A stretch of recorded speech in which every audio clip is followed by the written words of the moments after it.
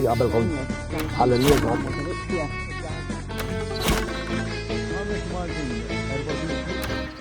Nsemmukom, Sinjuri, dan huwa Shooter, il-programm illi jżommkom informati. Jekk għandkom xi ħaġa interessanti, ibgħatu lna hawnhekk. Jew hawnhekk. Għaliex qed titkellem minn taħt l-irsil? Għax fil-ħajja jekk tittasal u għandek xi tiri, m'għandekx għalfejn tqgħod tgħidhom il-kulħadd. X'jiġifieri? X'jiġifieri? Fuq dal-programm li għandu x'jaqsam mat-tiri. Iva, ma jekk għandek bħala ma ngħidu tiri goals, tifhem? Jekk għandek xi goals u tixtieq li tkun successful fihom, tixtieq li jirnexxielek toqgħodx tgħidhom il-kulħadd għax hawn min ma jixtieqlek xi ġid u jtik il-gambetti. Bħal Paul Ferrante, il-coach. U il-coach tal-Starlights. Għax dak ta' gambet tara x'għamillok dal-plejer. Ara x'waħda. Għaddi sabala kif ġibedielu, Furbano. Issa dan għandu sospis sal-31 ta' Marzu. Li ironikament jiġi jum il-Helsi. Ikun il-ħeles mis-sospensjoni. Aktar xed jaħseb biex jieqaf mill-basketball u jmur fil-futbol. Tagħmel sens ukoll. Furban. Furban il-Paul. Furban da li ġej.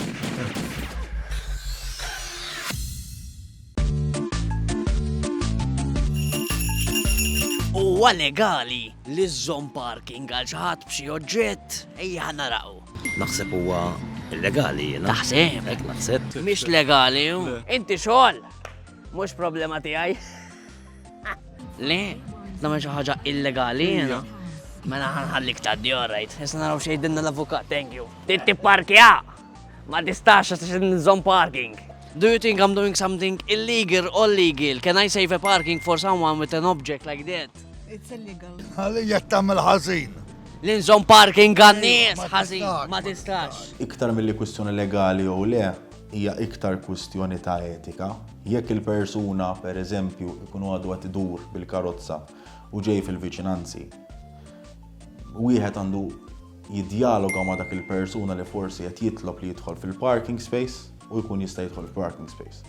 Però mhijiex legali li persuna jagħmel xi sija u nofs jistenna dak il-parking space. Hija distinzjoni minn persuna li kemm idawwar u dieħel f'dak il-parking space. U persuna li waslet qabel u qed iżżomm parking space b'time karozza li waslet qabel. Importanti li aħna nkunu ftit sensittivi u jkollna ftit empatija għall-komunità ta' madwarna. U għaddew, Sinjuri, 8 snin, 8 ta' minn mindu tlifna tiegħek ta' duħira. U fil-fatt aħna konsajt aħna lawċin, maħna Maltin, nimmissjawa min jaf lawċin, kemm jimmissjawa u dil. Imma t-turisti jimmissjawa, jew jafu bija jew intensiti magħhom. U biex naraw ftit, batna l-paladini tat-turizmu Malti, il-Bell u Sebastian. Dawn huma Bell u Sebastian. Żewġ irġiel li jagħmlu għall-missjoni ta' ħajjithom li jippromuovu lil Malta u l-għawdex u l-kultura rikka li għandna mat-turisti kollha li jżuru pajjiżna. Hello, this is Belle. And this is Sebastian. And we are from the Malta Tourism Organization. And today we're going to remember, to mourn. Yeah, very good word. To mourn the Azure window. Do you remember the Azure window? Pas encore. Pas encore. No, it's dead. Finish. Finito. And today we are very sad. 8 years. Thank you. Can you hug me?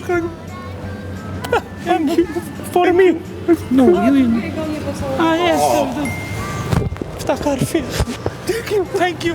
Okay, I haven't been there yet. I'm going No, to... it's gone. It's gone. It fell. 8 years ago. It fell. 8 years ago. We're heartbroken. Look, we're mourning. It's can you give us a hug? All right, cool. Thank you. Me, please. Do you remember this window in Gozo? No. Oh, I know, because it's gone. 8 years ago it fell. Yes, we lost it. And today is the anniversary. Look. 8 years. Can you give me a hug? Yeah, sure. Oh, can you give me a hug better than him? That's it. So every country has windows. Yes, but if you can share the window with us, because we lost ours. But ours is gone. See you. Proset, dak kien shooter tal-lum aħna jekk alla jrid niltaqgħu għada u jekk ma ngħaddux mill-bib. Naddu mit-tieqa sakemm ma taqax fuqna,